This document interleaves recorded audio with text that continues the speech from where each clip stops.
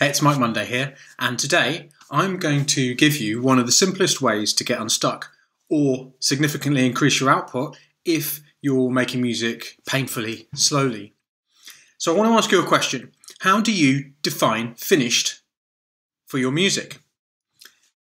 It could be a number of different definitions you have in your brain that tell you you've finished it. Something like, it's only finished when it's as good as my favourite piece of music. But the problem with that one is that your favourite piece of music is likely to have been written by someone who's much further in their development as an artist than you are. And they've likely written hundreds, maybe even thousands of pieces of music that aren't your favourite piece of music in order to write your favourite one. Another definition you might use is, it's finished when I'm happy with it. And that one's a bit strange for me too, because for me, a great artist is someone who is never happy with what they produce. That unhappiness, that discontent with what they're producing, is the motivation that makes them great, that makes them improve. Another definition you might use is it's finished when a particular label or a particular person might like it.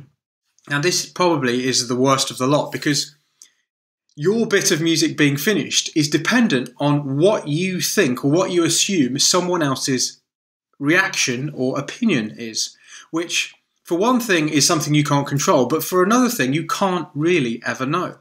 So if you're using a definition of finished in your mind like this, or you are using one of these to define to yourself when you're finishing, this probably is at the root of why you find it really hard to finish anything, or you can't finish anything, because those goals are actually impossible to hit, impossible to achieve.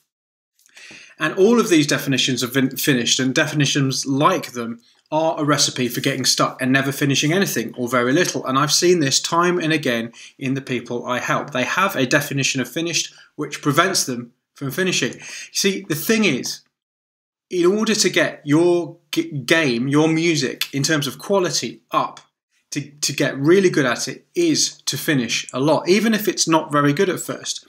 Because getting good at making music is about practicing the whole process of making music by actually finishing stuff.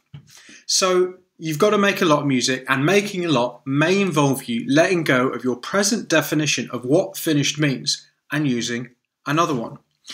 So what could you use instead? Well, there's lots of different options, but here's some that I've just thought of off the top of my head. Well, actually, the first one I didn't think of. Someone much, much greater than me did, Leonardo da Vinci. And he famously said, art is never finished, only abandoned. Now, that is speaking to what I was talking about when I said the definition of a great artist is someone who is never happy with what they create. What Leonardo da Vinci is saying there is that he never was happy. He was never finished with a piece of art. He just abandoned it. Extending that idea, you could say that one of your tracks is finished when you get bored of working on it.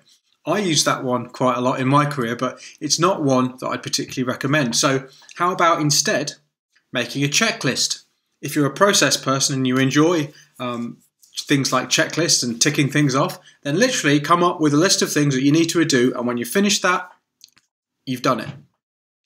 Another option is it's finished when you've learned something new about the process or about yourself in the making of it.